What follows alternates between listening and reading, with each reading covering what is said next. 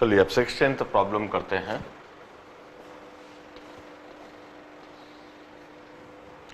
Ten litres of air containing CO2। 10 liters of air containing CO2 at STP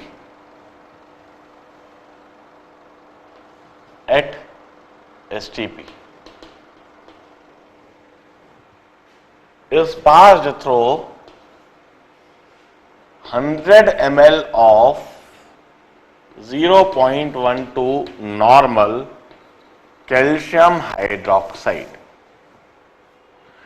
The filter rate obtained, अब इससे filter rate मिलेगा, the filter rate obtained requires 50 ml of HCl whose specific gravity is 1.25 gram per ml and which is 0.35% by weight. Find the amount of CO2 present in volume of air. CO2 कितना है? Now definitely this problem must be used to determine how polluted the atmospheric air is. ये जो problem का इस्तेमाल है definitely ये बात समझने के लिए करा जा रहा है कि हमारे चारों तरफ जो हवा है इसमें कितना CO2 है, कितना परसेंटेज CO2 है। CO2 होना जरूरी है, बिना CO2 के बड़ी समस्या हो जाएगी। क्यों? क्योंकि भाई CO2 के प्रेजेंस में CO2 के द्वारा ही तो पेड़ पौधे अपना फोटोसिंथेसिस प्रोसेस को चलाते। यदि CO2 एटमॉस्फेरिक एयर में नहीं होएगा तो पेड़ पौधे अपना फोटोसिंथेसिस नहीं चला पाएंगे, वह अपना भोजन नहीं बना पाएंगे। यदि वो भोजन नहीं बना पाए, फोटोसिंथेसिस नहीं हो पाया तो वो ग्रो नहीं करेंगे, और यदि ग्रो नहीं करेंगे तो हमें खाना पीना ही नहीं मिलेगा। तो एटमॉस्फेयर में CO2 तो चाहिए हमें, क्योंकि उसी CO2 के द्वारा पेड़ पौधे भोजन बनाते और उन्हीं से हम अपना भोजन तैयार करते। मगर ये CO2 बहुत ज्यादा भी हो जाए तो भी समस्या है, क्योंकि CO2 को हम तो इस्तेमाल करते नहीं है। यदि CO2 ज्यादा होगी तो एक तरीके से सफोकेशन हमें भी लगेगा, लैक ऑफ ऑक्सीजन हमें भी लगेगा। और CO2 एक ग्रीन हाउस गैस होती है। ग्रीन हाउस गैस मतलब क्या? मतलब सन से आने वाली जो एनर्जी है उसको एब्जॉर्ब करती है और एब्जॉर्ब करके अर्थ में ही रखती है। इसकी वजह से ग्लोबल वार्मिंग भी होता है। ज्यादा CO2 एनवायरनमेंट में हो जाएगा तो ग्लोबल वार्मिंग वाला फेनोमेना बढ़ेगा because of this green house effect. Anyway, atmospheric air में कितना CO2 है उसे डिटरमाइन करने के लिए यह पूरा प्रॉब्लम है। कैसे करा जा रहा है देखिए। 10 लीटर एयर जिसमें CO2 है उसको जब हम पहले कैल्शियम हाइड्रोक्साइड से पास करते हैं। कैल्शियम हाइड्रोक्साइड 100 ml ले लिया, 0.12 नॉर्मल ले लिया, मतलब एक्सेस में कैल्शियम हाइड्रोक्साइड लिया। CO2 is passed in excess of calcium hydroxide। तो वहां पर जो रिएक्शन होगी CaCO3 के प्रेसिपिटेट बन जाएंगे और साथ में वहां पर H2O।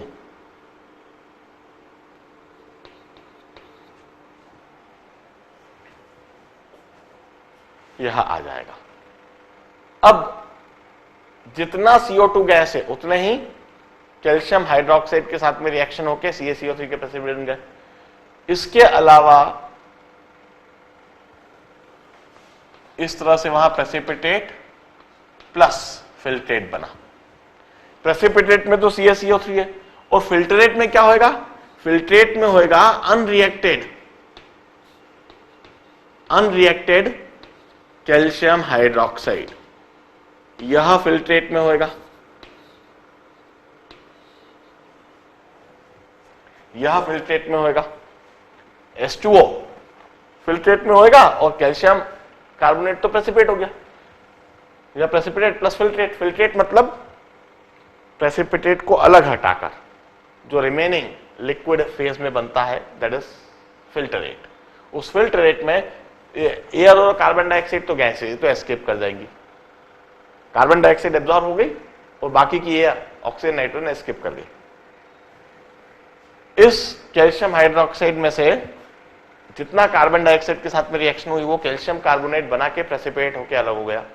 अब रिमेनिंग जो लिक्विड है उसको हमने फिल्ट्रेट कहा, उस फिल्ट्रेट में अनरिएक्टेड कैल्शियम हाइड्रोक्साइड है। यह जो अनरिएक्टेड कैल्शियम हाइड्रोक्साइड है यह HCl के साथ में कंबाइन करेगा। Unreacted calcium hydroxide in the filtrate, यह ट्वाइस HCl के साथ में कंबाइन करेगा और वहां पर CaCl2 प्लस ट्वाइस H2O मिलेगा। This is the basic philosophy, the basic concept behind the problem. यह रिएक्शन इन्वॉल्व है। अब हम इसी समय इस प्रॉब्लम को सॉल्व करते हैं। सबसे पहले हम मोल्स ऑफ HCl कंज्यूम्ड वह डिटरमाइन करते हैं। देखिए वॉल्यूम ऑफ HCl है 50 ml और इसकी डेंसिटी है 1.25। So the weight of HCl solution, मैं लिखता हूं सबसे पहले वेट ऑफ HCl सॉल्यूशन, वह कितना है वह लिख देता हूं। Density into volume 1.25 into 50 grams. This is the weight of HCl solution. Density is 1.25 grams per ml, volume is 50 ml. So density into volume is mass. This is the mass of HCl solution. इसमें weight of pure HCl कितना होगा यह लिख देते हैं। अब जरा weight of pure HCl देखिए it's 0.35% by weight, 0.35% by weight। इसका मतलब weight of solution into 0.35 by 100 grams. This is the weight of pure HCl used. HCl used लिखता हूं मैं, HCl used। तो moles of HCl used कितना होगा? moles of HCl used वह लिख देता हूं कैसे? weight 1.25 into 50 into 0.35 upon 100 into 36.5। इतने मोल्स HCl के यूज हो रहे हैं। This is the moles of HCl used. अब मैं लिखता हूं मोल्स ऑफ HCl यूज्ड लिखने के बाद यह मोल्स HCl के किसके साथ रिएक्ट कर रहे हैं जरा देखिए। यह मोल्स HCl के अनरिएक्टेड कैल्शियम हाइड्रोक्साइड के साथ रिएक्ट कर रहे हैं। 2 मोल 1 मोल से, तो मोल्स ऑफ अनरिएक्टेड,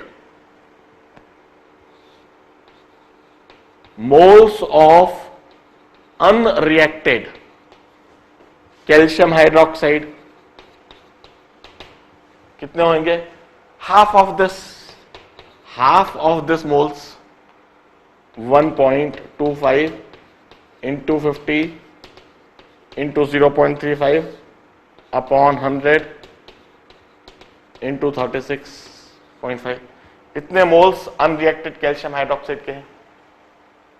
अब ये फिल्टरेट में अनरिएक्टेड कैल्शियम हाइड्रोक्साइड है, फिल्ट्रेट में unreacted calcium hydroxide. Initial calcium hydroxide के कितने मोल्स है जरा देखें। Initial moles of calcium hydroxide, initial moles of calcium hydroxide. देखिए कैल्शियम हाइड्रोक्साइड की यह नॉर्मेलिटी है। Calcium hydroxide 2 hydroxyl ion exchange करेंगे।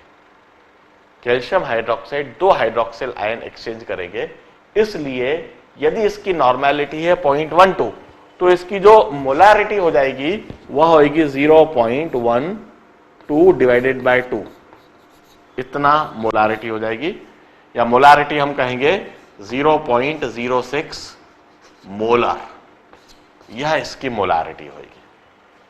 तो इनिशियल मोल्स कैल्शियम हाइड्रोक्साइड के जो होंगे that is molarity 0.06 into volume in litres, 100 divided by 1000, इतने मोल्स इनिशियल है, इतने मोल्स इनिशियली है। अब हम कहते हैं moles of calcium hydroxide that reacted with CO2, CO2 के साथ कितने मोल्स कैल्शियम हाइड्रोक्साइड के, moles of calcium hydroxide used up by carbon dioxide, carbon dioxide ने कितने मोल्स कैल्शियम हाइड्रोक्साइड के यूज अप करें। तो जरा देखिए, यह इनिशियल मोल्स है, इनिशियल मोल्स दिख रहे हैं मुझे 0.006 इनिशियल मोल्स इतने थे, और इसमें से इतने मोल्स बचे रह गए, कितने मोल्स बचे रह गए जरा वहां लिख देता हूं मैं, 1.25 into 0.35 upon 1.25 into 0.35 upon 4, 2 into 2 4 into 36.5, इतने मोल्स फिल्ट्रेट में बचे रह गए, इतने इनिशियल मोल्स लिए थे, इतने मोल्स फिल्ट्रेट में बचे रह गए, मतलब इतने मोल्स पहली रिएक्शन में कार्बन डाइऑक्साइड के साथ में यूज अप हुए। This is the moles of calcium hydroxide that is used up by carbon dioxide.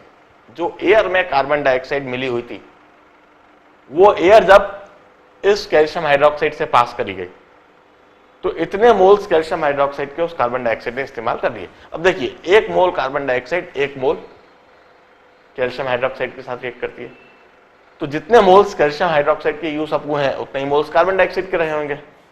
So this is also equal to the moles of carbon dioxide in air, इतने moles carbon dioxide के air में रहे होंगे। बस हो गया, moles of carbon dioxide in air आ गया, तो volume of carbon dioxide in air आ जाएगा, volume of CO2 at STP in air, this is equal to, ये जो मोल्स आया है into 22.4, 6/1000 minus 1.25 into 0.35 upon 4 into 36.5 into 22.4 litres. This is the volume of carbon dioxide in air. मैं तो percentage directly लिख देता हूं, अब मैं डायरेक्टली इस स्टेप को हटाकर मैं सीधा परसेंटेज कार्बन डाइऑक्साइड लिख देता हूं। इधर लिखता हूं answer, percentage of carbon dioxide in air by volume, volume percentage सीधा सीधा लिख देता हूं। कैसे भाई, देखिए इतने तो मोल्स हैं, 6/1000 माइनस 1.25 इंटू 0.35 अपॉन 4 इंटू 36.5, इतने मोल्स हैं। इतने मोल्स STP पर कितना वॉल्यूम ऑक्यूपाई करेंगे, इंटू 22.4, इतने लीटर्स वॉल्यूम ऑक्यूपाई करेंगे। This is the volume of carbon dioxide eight STP in air, और टोटल एयर का वॉल्यूम है 10 litres upon 10 into 100। This is the volume percentage. of carbon dioxide in air. And this is the answer.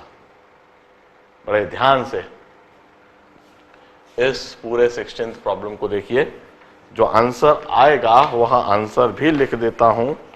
16th का जो answer है that is 0.0672 litres. Answer is,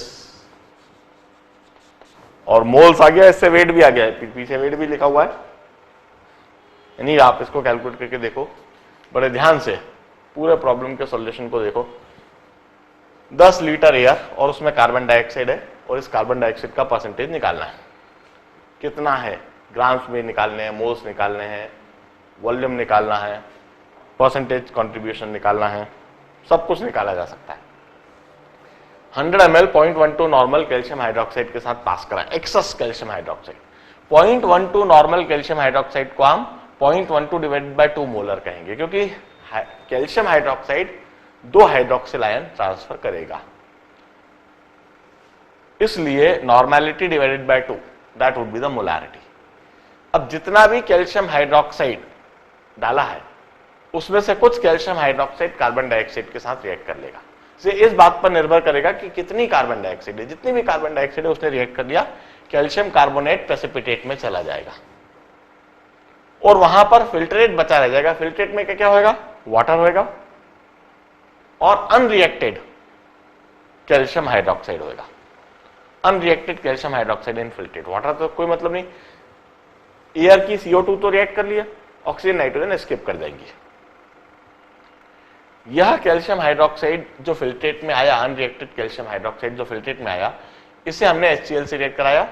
50 ml इतनी density और इतना strength वाला HCl consume हुआ और यह रिएक्शन होगी। अब हमने कहा कितना वेट HCl सॉल्यूशन का हम इस्तेमाल कर रहे हैं, वॉल्यूम इनटू डेंसिटी, इतना वेट HCl सॉल्यूशन का। इसमें प्योर HCl कितना है, ये परसेंटेज बाय वेट से हमने प्योर HCl का वेट निकाल दिया।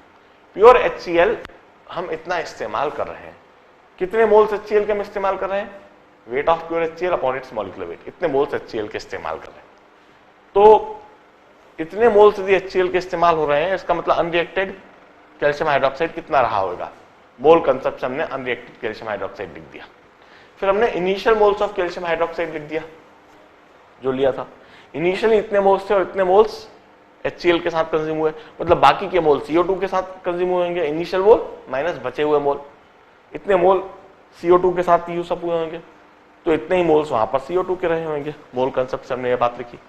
मोल्स ऑफ CO2 एयर में कितना है वो आ गया, तो इससे वेट ऑफ CO2 आ जाएगा, इससे वॉल्यूम ऑफ CO2 आ जाएगा, इससे percentage of CO2 in air आ जाएगा, सभी कुछ आ जाएगा। बड़े ध्यान से पूरे प्रॉब्लम के सॉल्यूशन को देखें और 19th प्रॉब्लम की तैयारी करेंगे।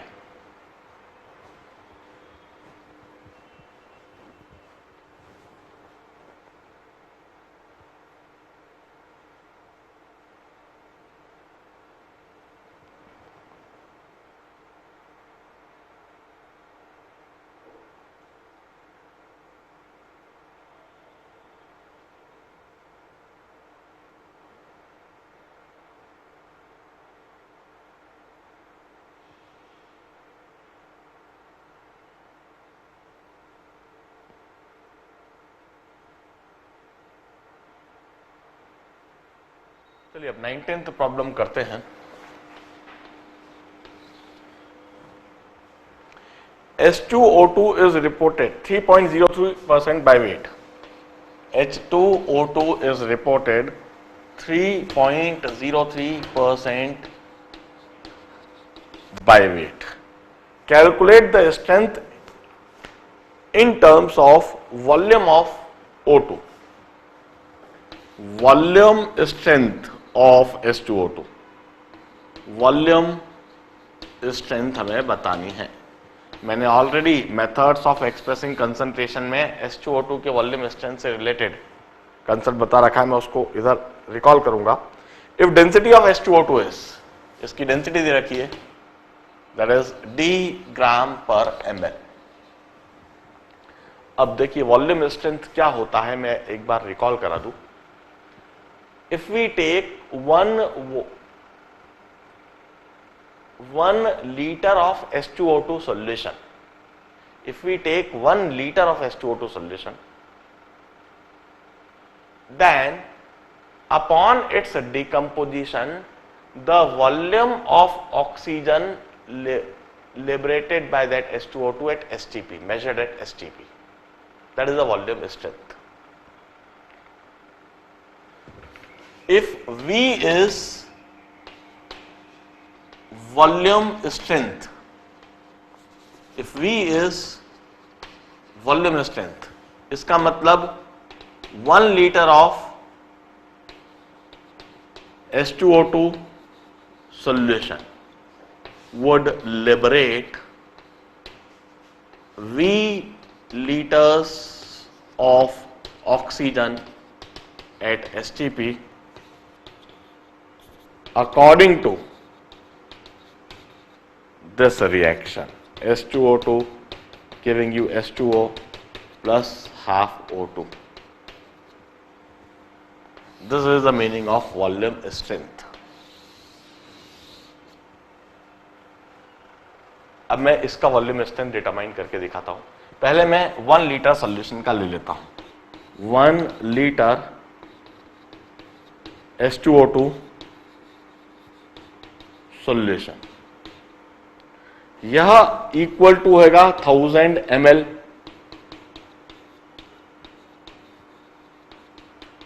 H2O2 solution. यह 1000 ml H2O2 सॉल्यूशन के बराबर हुआ 1 लीटर. अब डेंसिटी D ग्राम पर ml है, तो कितने ग्राम सॉल्यूशन के हुए यहां निकल जाएगा. 1000 into D grams of H2O2 solution हुआ. इतने ग्राम्स H2O2 सॉल्यूशन के हुए. 1 लीटर H2O2 सॉल्यूशन लिया, उसमें 1000 ml, और 1000 ml का टोटल इतने ग्राम H2O2 सॉल्यूशन हुए. This is the weight of the solution. अब इसमें प्योर H2O2 कितना हुआ? 3.03% बाय वेट दे रखा है. So this is equivalent to weight of solution into 3.03 upon 100 grams of pure H2O2, grams of pure H2O2. इतने ग्राम उसमें प्योर H2O2 होगी. अब इतने ग्राम प्योर H2O2 है, इसको मोल्स में कन्वर्ट कर देते हैं. यह एक 2 जीरो कैंसिल हो जाएंगे और यह दिखने लगेगा 30.3D 30.3D upon 34 moles of H2O2 हो गए. इतने मोल्स H2O2 के हो गए. Grams of H2O2 upon molecular weight 34 है. 34. अब 1 मोल H2O2 आधा मोल ऑक्सीजन का रिलीज करता है.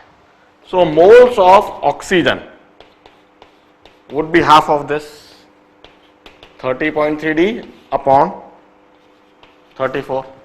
This much moles of oxygen. अब इससे वॉल्यूम ऑफ ऑक्सीजन आ गया STP पर. So this is equal to 30.3D upon 68 into 22.4 liters of oxygen at STP. और यही वॉल्यूम स्ट्रेंथ है. Volume strength of H2O2 is equal to 30.3D into 22.4 upon 68 volume. ये ही answer है. This is the answer. Volume strength H2O2 क्या होती है वह एक और बार रिकॉल करा दूं. If V is the volume strength, इसका मतलब 1 लीटर H2O2 सॉल्यूशन लिए जाए. 1 litre H2O2 solution V litres oxygen liberate करेगी एसटीपी पर according to this reaction. V is the volume strength. कैसे मैं कर रहा हूं, 1 लीटर H2O2 सॉल्यूशन ले लिया, 1 लीटर मतलब 1000 ml, 1000 ml मतलब इतने grams, volume into density, volume into density, density gram पर ml में है, वॉल्यूम ml में। This is the grams of H2O2 solution. इतने ग्राम H2O2 सॉल्यूशन में प्योर H2O2 कितना है, तो उसके लिए यह स्ट्रेंथ का फंडा लगा दिया, मास ऑफ सॉल्यूशन इनटू जो percentage, this is the grams of pure H2O2। Grams of pure H2O2 को मोल्स में कन्वर्ट कर दिया मॉलिक्यूलर वेट से डिवाइड करके। अब जितने मोल्स H2O2 आ गए, इतने मोल्स H2O2 हैं उस सॉल्यूशन के अंदर। 1 मोल H2O2 आधा मोल ऑक्सीजन देता है, तो इतने मोल H2O2 इंटू हाफ, इतने मोल्स ऑक्सीजन के देंगे। This is the moles of H2O2 into half कर दिया, इतने मोल्स ऑक्सीजन। इतने मोल्स यदि ऑक्सीजन के हैं तो एसटीपी पर इसका वॉल्यूम होगा इंटू 22.4। तो 1 लीटर H2O2 सॉल्यूशन इतने वॉल्यूम ऑक्सीजन एसटीपी पर देंगे, यही वॉल्यूम स्ट्रेंथ होगा। तो 19th problem, note it down. Volume strength of H2O2 को एक और बार रिवाइज करो, रिकॉल करो। इस पर 2-3 सवाल और दिए हुए हैं, उनको भी करना है। क्या होता है इसको समझना है। यही वॉल्यूम स्ट्रेंथ H2O2 की बोतल पर लिखी हुई होती है। H2O2 का कंसंट्रेशन इसी वॉल्यूम स्ट्रेंथ के द्वारा दिया जाता है कि 1 लीटर H2O2 इतने लीटर ऑक्सीजन दे देगा, और ये ऑक्सीजन काम की होती है जो ऑक्सीडाइज करती है। अब हम 20 सेकेंड करेंगे, इसे बड़े ध्यान से देखो, नोट डाउन करो। 20 सेकेंड पढ़ना चालू कर दो।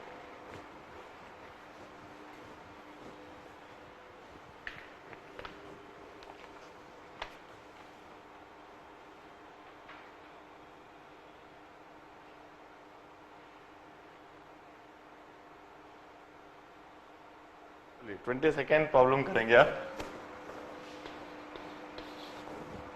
5 gram of Ag2CO3 and CaCO3, 5 grams of Ag2CO3 and CaCO3 on heating gives a residue। इसे हमने गर्म करा, हीट करा, and we got a residue which requires 100 ml of m/5, 100 ml of m/5 HCl for complete utilization. Calculate percentage of silver in original mixture. Percentage silver determine करना है। अब देखिए, सबसे पहले तो रेलेवेंट रिएक्शन लिखी जानी चाहिए कि हीट करने पर क्या होगा। Ag2CO3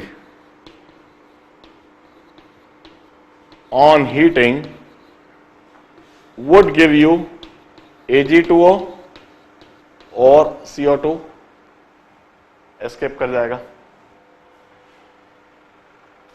and CaCO3 although mild heating से इस पर कोई फर्क नहीं पड़ता है, पर बहुत विगरस हीटिंग करी जाए तो CaO, तो रेसिड्यू में Ag2O और CaO होगा। ध्यान रहे, ये जो चीज बनेगी यह ऑन स्ट्रॉन्ग हीटिंग बनेगी। This is on strong heating. Although कोई खास फर्क नहीं पड़ेगा आगे, यदि हम माइल्ड हीट करें और Ag2CO3 भी लिखा रहने दे, CaCO3 भी लिखा रहने दे, तब भी कोई खास फर्क नहीं पड़ेगा। HCl के साथ रिएक्शन तो जो होना है वो वही रहेगी। हम Ag2O भी 2 HCl के साथ कंबाइन करेगा और CaCO3 भी 2 HCl के साथ कंबाइन करेगा। Ag2O combine with 2 HCl to give you 2 AgCl plus H2O, and CaO would also combine with 2 HCl to give you CaCl2 plus H2O। यदि यहां पर Ag2CO3 होता है तब भी यही रिएक्शन होती, साथ में CO2 गैस अलग से निकल रही होती। बस बेसिक स्केलेटन रिएक्शन यही रहनी है। अब देखिए, मैंने कहा इसके x मोल से मान लीजिए और इसके y मोल से, तो मैं अब इक्वेशन बनाता हूं। x मोल ऑफ Ag2CO3, इसका वेट निकाल दो। Ag का 108, 108 into 2, 216 plus 60, 276, 276 into x. This is the grams of Ag2CO3. CaCO3 के y मोल से इसका मॉलिक्यूलर वेट है 100, 100 into y. This is the grams of CaCO3 and this is equal to 5 grams. यह एक इक्वेशन बन गई। अब x मोल इससे, इसके भी x मोल मिलेंगे और इसके भी y मोल मिलेंगे। इसके x मोल इसके 2x मोल के साथ रिएक्ट करेंगे और इसके y मोल इसके 2y मोल के साथ में रिएक्ट करेंगे। So moles of HCl consumed would be 2x moles तो Ag2CO3 कंज्यूम करेगा और 2y मोल CaCO3 कंज्यूम करेगा। 2x mole HCl consumed by Ag2CO3 and 2y mole HCl consumed by CaCO3. This is the moles of HCl consumed, और moles of HCl consumed इधर से आ जाएगा molarity into volume in liters. Molarity is 1/5, volume in liters is 100/1000. इस तरह से देखिए दो equation बन गई और दो वेरिएबल है। तो इसे सॉल्व करने पर x आ जाएगा, moles of Ag2CO3 which is equal to x, solve करने पर x आ जाएगा। y को एलिमिनेट कर दीजिए।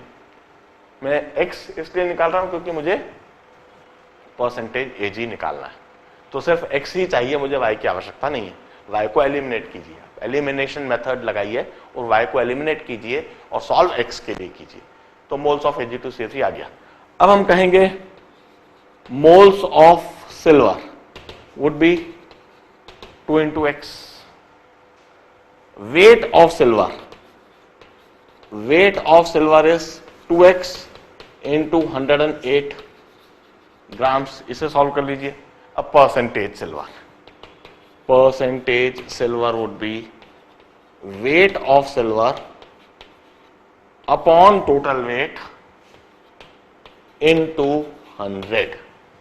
इसे सॉल्व कर लीजिए और इसे सॉल्व करके आपका आंसर आ जाएगा। मैं सीधा आंसर देखकर ही लिख देता हूं, 62.9%। 62.9% सिल्वर सॉल्व होकर इसमें मिल जाएगा। ध्यान रहे, यहां पर स्ट्रॉन्ग हीट करने पर Ag2CO मिल रहा है, माइल्ड हीट करने पर Ag2CO3 CaCO3 होता, तब भी रिएक्शन तो यही रहती। आगे रिएक्शन में कंसेप्ट में कोई फर्क नहीं आता, क्योंकि Ag2CO3 भी 2 HCl से कंबाइन करेगी, CaCO3 भी 2 HCl से कंबाइन करेगी, आंसर रिजल्ट फिर भी सेम आता है। 22nd प्रॉब्लम देखिए। अब 25th प्रॉब्लम की तैयारी करेंगे। अब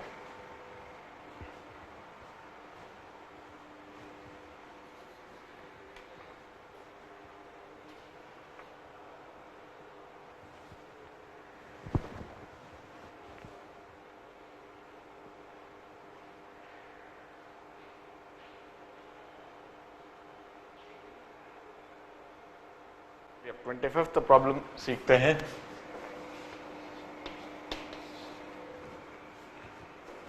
ध्यान से प्रॉब्लम स्टेटमेंट को देखो। A mixture of NaCl and Ki when treated with H2SO4। NaCl और Ki it's treated with H2SO4 gives a mixture of Na2SO4 and K2SO4 equal to the weight of original mixture. Find out the percentage composition of the mixture.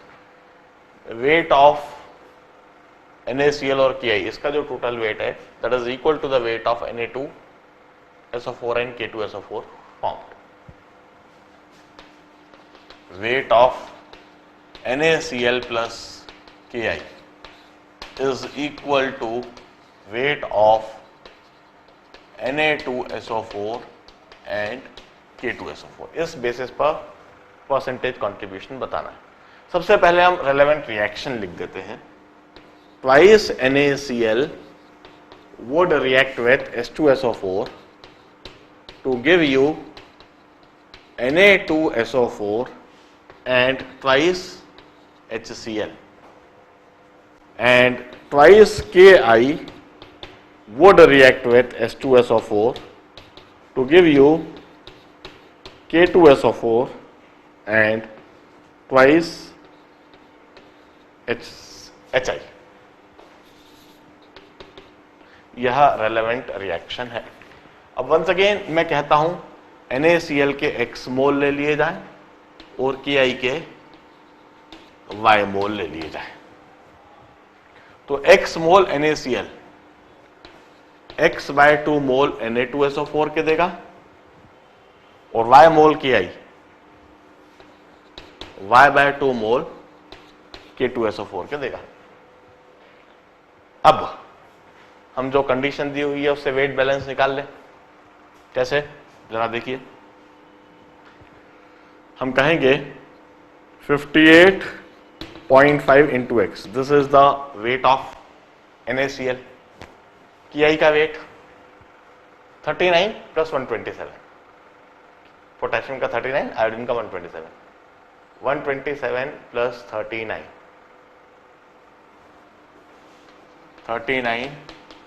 Plus 127. जरा देखिए what this would be equal to 120 plus 40 कर लेते हैं हम तो 160 166. It seems 166 into Y.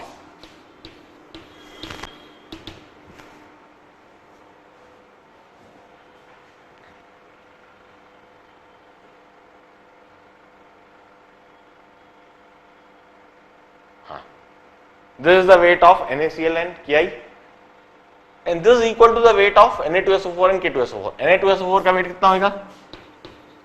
146 और 142 into X/2 plus K2SO4 का कितना होगा?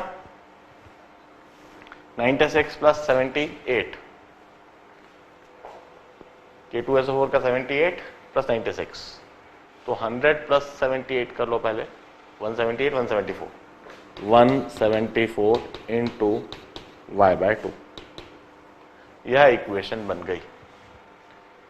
अब इससे हमें क्या करना चाहिए? मोल रेशो निकाल लेना चाहिए. Mole of NaCl upon mole of Ki, X upon Y. इसे सॉल्व करने पर इजीली आ जाएगा. अब इससे हम क्या करते हैं? वेट रेशो निकाल लेते हैं. Wait of NaCl upon the weight of Ki. यह होगा 58.5x अपॉन 166y. यह आ जाएगा.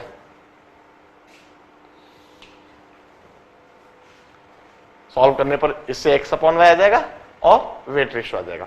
अब जो हमें परसेंटेज निकालना है, percentage NaCl would be 58.5x upon इन दोनों का sum 58.5x plus 166y into 100.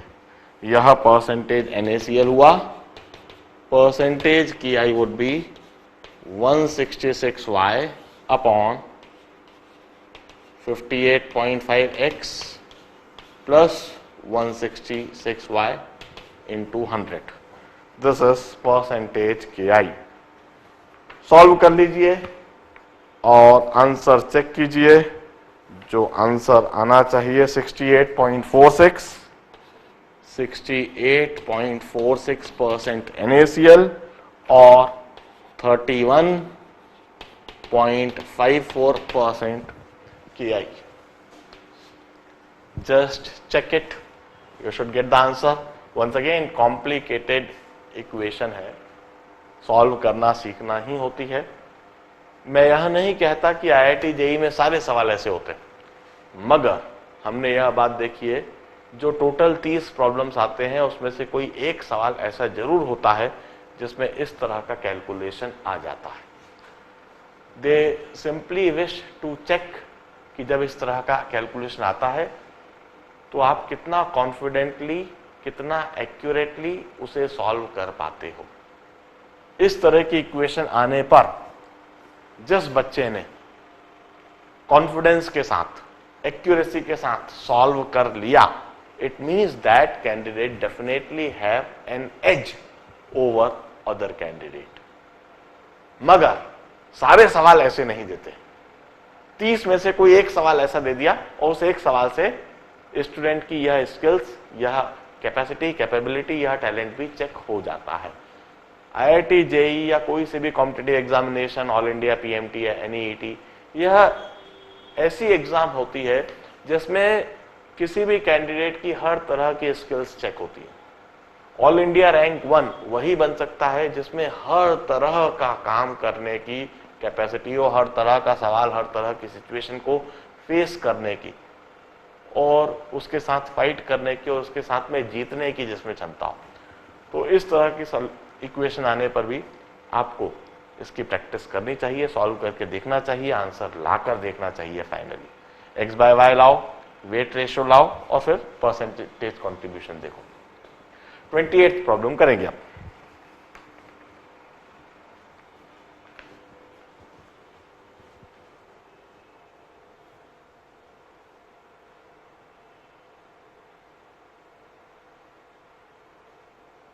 Let us solve 28th problem.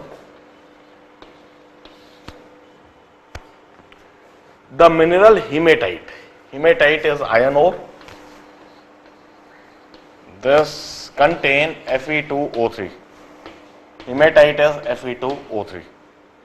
Hematite ore contain some unwanted material called gangue.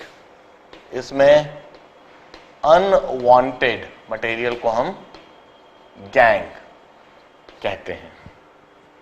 In addition to Fe2O3, if 5 kg of this ore, 5 kg of ore contain 2.78 kg of Fe. What is percentage purity of Fe2O3? Now this is a simple problem in fact. अब आप देखिए Fe2O3 से हमें 2 Fe मिलता है. Fe2O3 would give you 2 Fe. Fe 56 होता है, means 2 into 56 gram of Fe is obtained from 2 into 56 plus 3 into 16 gram of Fe2O3. अब जरा देखिए, 2 into 56 means 112 ग्राम और ये 112 प्लस 48 160 ग्राम. तो ये जो 2.78 किलोग्राम ऑफ Fe है, इसके लिए हमें Fe2O3 कितना होना चाहिए, मतलब 160 upon 112 into 2.78 kilogram of Fe2O3 होना चाहिए. अब उनने पूछा क्या है, जरा देख लें. What is percentage purity of Fe2O3? So percentage of Fe2O3 would be, this is kilograms of Fe2O3 in 5 kilograms of ore into 100. This is the percentage purity and this is the answer. Check कर लीजिए 28 का जो answer, मैं पीछे से देखकर ऐसा कैसे लिखूंगा, आप सॉल्व करके चेक कीजिएगा. 28 the answer is I think मुझे 79.43 79.43%. This is 28th. मैं इसी समय 34th भी करूंगा, I have got some time, 34th भी करूंगा और 37th भी करूंगा आज के दिन। पहले इसे नोट कर लीजिए।